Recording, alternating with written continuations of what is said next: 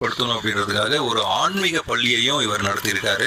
திருமாலோட புகழையும் ஆழ்வார்களோட பாடல்களையும் பரப்பணும் அப்படின்றதுக்காகவே வேதாந்த வித்யா விலாச சபா அப்படின்னு ஒரு அமைப்பை ஏற்படுத்தியிருக்காரு. தென்னிந்தியாவிலே முதல் முறையா அச்சு இயந்திரத்தை வாங்கி 4000 திவ்ய பிரபந்தம் போன்ற வைணவ நூல்களை அச்சிட்டு இலவசமா விநியோகம் பண்ணியிருக்காரு. பிற மொழிகள்லையும் மொழிபெயர்த்து விநியோகம் பண்ணியிருக்காரு. அங்கங்க ஆதரவற்ற அநாத இல்லங்களையும் திறந்திருக்காரு.